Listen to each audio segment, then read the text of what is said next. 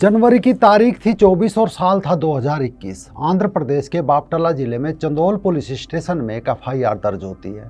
FIR दर्ज कराने वाले का नाम था एक ईसाई पादरी चितंदा आनंद और एफआईआर में लिखा गया था कि अकल्ला रामी रेड्डी, वेंकट रेड्डी, लक्ष्मा रेड्डी, नागार्जुन, मणिकांत आदि ने मिलकर उनके साथ मारपीट की और जाति सूचक शब्दों का इस्तेमाल किया।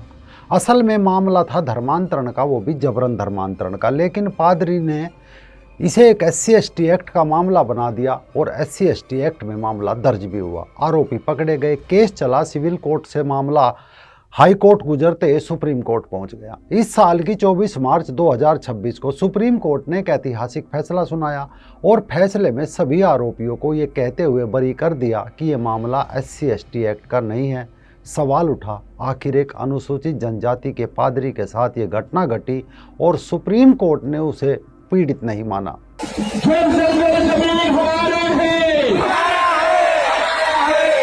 नमस्कार, मैं राजीव चौधरी। आज सवाल इस बात का कि पादरी चितंदा आनंद को सुप्रीम कोर्ट ने क्यों पीड़ित नहीं माना और अब क्यों दिल्ली के अंदर हजारों की संख्या में अनुसूचित जाति जनजाति के लोग प्रदर्शन कर रहे हैं डीलिस्टिंग की जाए। 40 डिग्री तापमान में ये लोग सुप्रीम कोर्ट का विरोध नहीं बल्कि सही फैसला बता रहे हैं, क्योंकि सुप्रीम कोर्ट ने यहाँ साफ कह दिया था कि एक बार जब कोई व्यक्ति स्वेच्छा से हिंदू, सिख या बौद्ध धर्म छोड़कर किसी अन्य मत में चला जाता है तो उसका SC/ST दर्जा तत्काल और पूरी तरह समाप्त हो जाता है। न्यायालय ने यह भी स्पष्ट किया कि सिर्फ एक जाति प्रमाण पत्र का होना पर्याप्त नहीं है। जिस समय घटना घटी हो उस समय व्यक्ति कौन सा मत पंथ मानता था ये भी मायने रखता है। चूँकि पादरी चितंदा आनंद अपना मत बदल चुके हैं तो अब SC/ST के तहत नहीं आते। ये फैसला ऐतिहासिक इसलिए कहा गया क्योंकि इसने SC/ST दर्जे पर स्पष्ट रूप से धर्म की सीमा निर्धारित कर दी थी। अगर ऐसा है तो आज हम इस मुद्दे को लेकर महीनों बाद क्यों बोल रहे हैं? दरअसल राजनीतिक बयानबाजियों के बीच अक्सर ऐसे मुद्दे सामने नहीं आते। मैसेज लेकर आए हैं कि जो हमारे जो संविधान के आधार पर जो आरक्षण मिला हुआ है और जो धर्मांतरित लोग जो आते हैं, ईसाई या मुसलमान बन जाते हैं, वो भी इस आरक्षण को 70 वर्षों से ले रहे हैं। उसको सरकार से हम लोग का मांग है कि उस लोगों को अपना जो सूची है उस सूची से बाहर करें।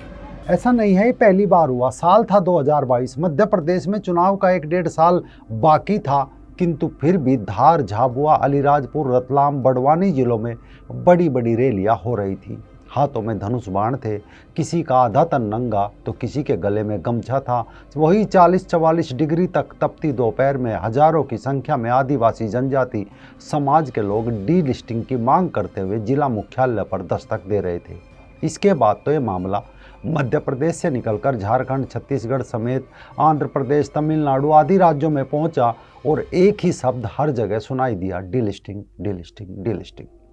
बहुत से लोगों के मन में सवाल होगा, आखिर कारपोरेट व्यापार जगत में यूज होने वाले शब्द डीलिस्टिंग से आदिवासियों का क्या लेना देना? क्योंकि डीलिस्टिंग शब्द का यूज तब होता है जब एक सूचीबद्ध कंपनी स्टॉक एक्सचेंज में अपने शेयर के हिस्से को लेने से हटा दी जाती है या डीलिस्ट कर दी जाती है।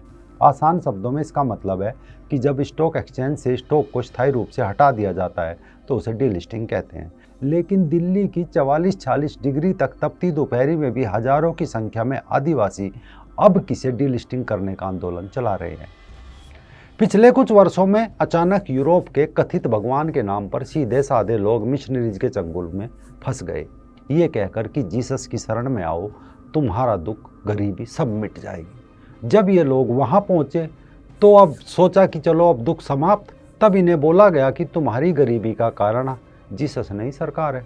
अल्पसंख्यक होने का कोटा मांगो। यानी जब तक वे हिंदू थे तब तक उनकी गरीबी का कारण हिंदू भगवान थे, मत बदला तो उनकी गरीबी का कारण सरकार बन गई। खेल समझिए, जहाँ कुछ सालों पहले तक वो लोग जो अनुसूचित जनजाति के लोग थे अपने देवी देवताओं में विश्वास किया करते थे, वहाँ अचानक गरीब पिछड़े इलाकों में बने इस तरह के चर्च देखने को मिल रहे हैं। अब ये लोग ईसाई बन चुके हैं, लेकिन ऐसा करके भी ये कथित ईसाई लाभ भारतीय संविधान द्वारा जनजातीय समाज के दिए हुए लाभ ले रहे हैं। बस यही वो लिस्ट है जहां से ये लाभ ले रहे हैं और यही बाकी लोगों का विरोध है कि इन्हें डीलिस्टिंग किया जाए, यानी अब इन्हें लाभ ना दिया जाए। एक तरफ ये जाति आधार पर लाभ लेते हैं, दूसरी तरफ ये अल्पसंख्यक होने का लाभ लेते हैं। लेकिन ये खेल सिर्फ इतना भर नहीं है। असल में जनजाति वर्ग को विशेषाधिकार संविधान में उनके पिछड़ेपन और सशक्तिकरण के लिए सुनिश्चित किए गए। इसका आधार विशुद्ध रूप से जनजाति पहचान है, जिसे संविधान के अनुच्छेद 341 और 42 में परिभाषित किया गया, और डीलिस्टिंग का मामला इसी संवैधानिक प्रावधान की बुनियाद पर खड़ा है। लेकिन कन्वर्जन ने संविधान का पवित्र उद्देश्य बिगाड़ दिया। जैसे अभी तक जनजातीय समाज के बच्चों के नाम राम तोपनो, महादेव मुंडा, दुर्गावती उराव जैसे नाम होते थे, अब इनके नाम बदल दिए गए, यानी अब ये लोग खुद को पीटर, सैमुअल, जस्टिन और चेल्सी समझने लगे हैं। ये केवल समझ नहीं रहे, बल्कि मध्य प्रदेश, झारखंड, उड़ीसा, छत्तीसगढ़, पंजाब, गुजरात समेत बहुत सारे राज्यों में जनजाति वर्ग के हिस्से का 80% फायदा कन्वर्जन के जरिए ईसाई या मुस्लिम हो चुके लोग उठा भी रहे हैं।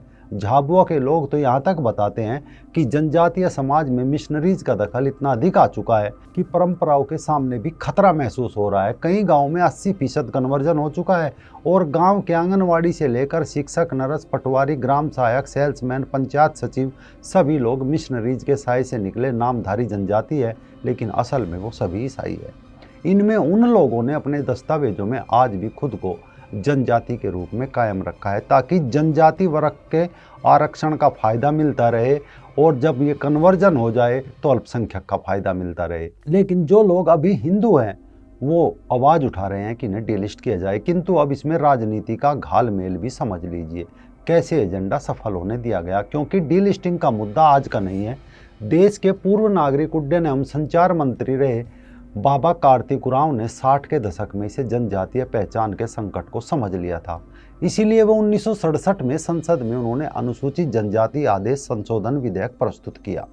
इस विधेयक पर संसद की संयुक्त समिति ने बहुत छानबीन की और 17 नवंबर 1969 को अपनी सिफारिशें दी।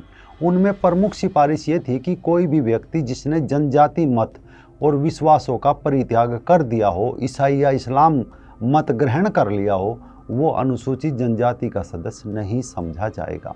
अर्थात कन्वर्जन करने के पश्चात उस व्यक्ति को अनुसूचित जनजाति के अंतर्गत मिलने वाली सुविधाओं से वंचित होना पड़ेगा।